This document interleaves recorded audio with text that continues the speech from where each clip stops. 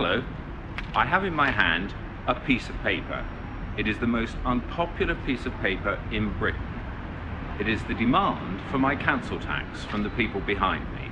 And in my case, it amounts to £2,743, which is twice what it cost me just 10 years ago. The council tax is Britain's most unpopular tax, bar none, and that's against some pretty stiff competition. And we're coming into the time of year now where we're going to see once again that stream of silver-haired old grannies and retired vicars going to jail rather than paying this tax. Forget the poll tax, forget the Boston Tea Party, this piece of paper may just be enough to spark a revolution.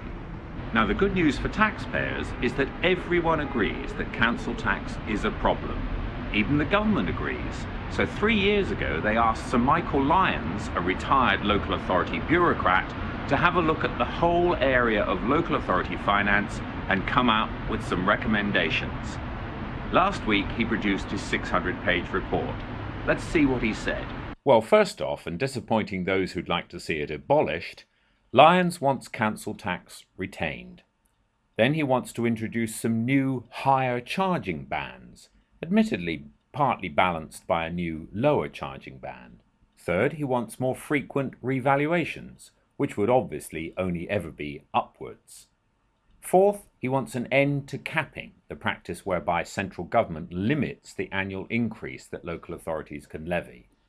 And finally, he wants the introduction of a new supplementary local business rate.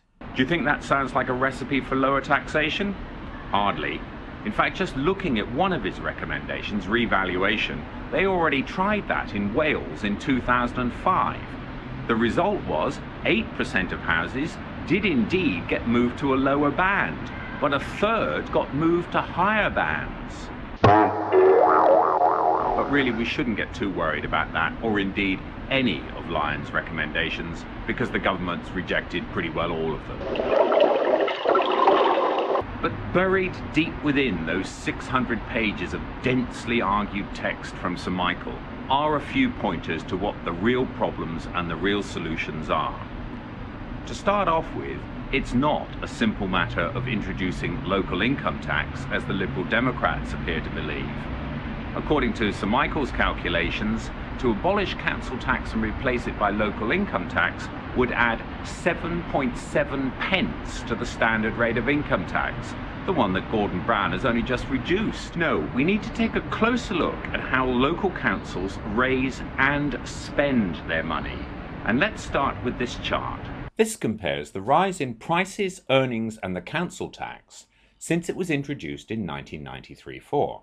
And as you can see, prices, as measured by the Retail Price Index, have gone up by around 40%.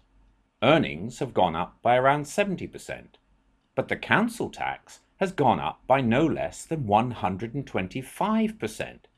No wonder so many people are so unhappy. But rather than simply rearranging the taxation deck chairs, we need to understand why it's gone up so much. And the key reason is that local authority spending has increased. Local authority spending has been growing very rapidly, particularly since the government turned on the spending taps in the year 2000. By next year, they'll be spending almost 160 billion of our money, and that is an increase of nearly 2/3 compared to the year 2000, faster even than the growth of public spending in general. And much of that spending has been driven not by local authorities, still less by local electors, but by central government, particularly in the areas of education, social protection and public order, which together comprise 3/4 of local authority spending. The policies are laid down in Whitehall. And let's be under no illusions. The key reason that local authorities have to dance to the tune of central government is because they are so financially dependent on central government. In terms of total tax revenues, roughly 3/4 of what local authorities receive comes from central government. And it is a dependency that has grown over the years. Back in the 1940s, the proportion of revenue coming from central government was only a half. These changes have fundamentally altered the role of local councils in Britain.